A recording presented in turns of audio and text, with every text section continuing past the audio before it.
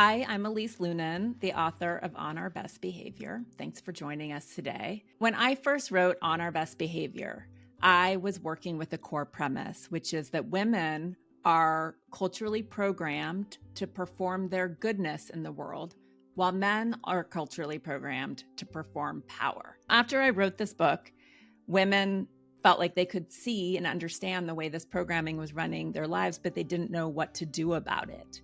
And I didn't know what to offer aside from the conscious awareness of these stories. And that's where my friend Courtney Smith comes in, who's an expert in the Enneagram and a coach in various modalities. And together we created a workbook called Choosing Wholeness Over Goodness, which makes these stories that run your lives more conscious so that you can choose something else instead. So building on the construct of On Our Best Behavior, the workbook Choosing Wholeness Over Goodness looks at 7 deadly sins, or 7 collections of stories that women have inherited from our culture. The workbook is about, once you see this story that's been unconsciously running your life and you want to do something about it, what are the tools that can help you shift and choose a story that resonates more internally with who you really are? And so Elise and I begin the workbook with a set of 7 core tools that we call the core process. And we're going to walk Charlie here from Oprah Daily through the first tool that kicks off the process, whether you're looking at pride or envy or gluttony or lust.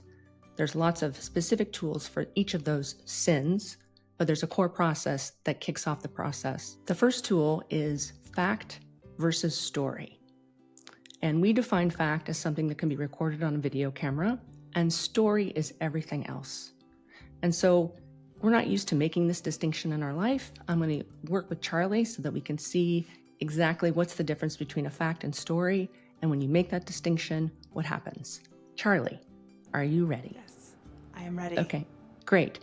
Do you want to work on a particular aspect, pride, envy, gluttony, lust? Do you want to just talk about your life more broadly? What feels more resonant to you right now? Let's do sloth. Okay, great. So we're going to look at the sin of sloth, or your relationship to work and rest. Charlie, tell me a fact about yourself. I took roughly a third of my allotted vacation days last year. Great. Tell me a story you make up about that fact. I am very important, and that if I'm not the one doing the work, then it won't get done or won't get done well. Thank you. Charlie, tell me a fact about yourself. I always have an audiobook playing at any point that I'm not actively speaking or reading something in print. Great. Tell me a story you make up about that fact. If I miss a potential book that could be a fit for our audience, then I am letting down Oprah Daily readers and hardworking authors and not doing a good job at my job. So we start with this core tool of fact versus story, where fact is that which can be recorded on a video camera and story is everything else.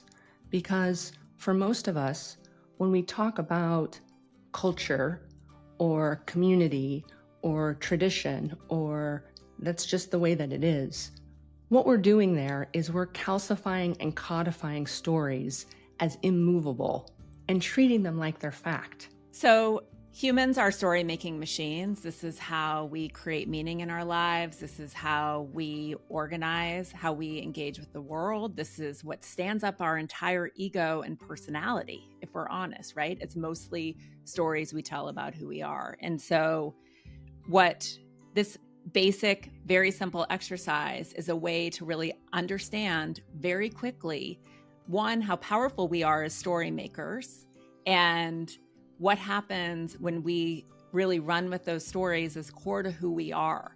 This is the journey that ultimately we want to take you on in this workbook, because it's a way of understanding, like, this is how I not only seek meaning, but this is how I ensure that I stay connected and that I stay relevant and that I stay safe, which is really deep and powerful work. The hope is that as you work through this process and you start to see what you're up to, you can maybe choose something that's a little closer to what you actually want instead of how you're being sort of run by this idea of who you need to be in the world. When actually there's something that we've chosen to believe.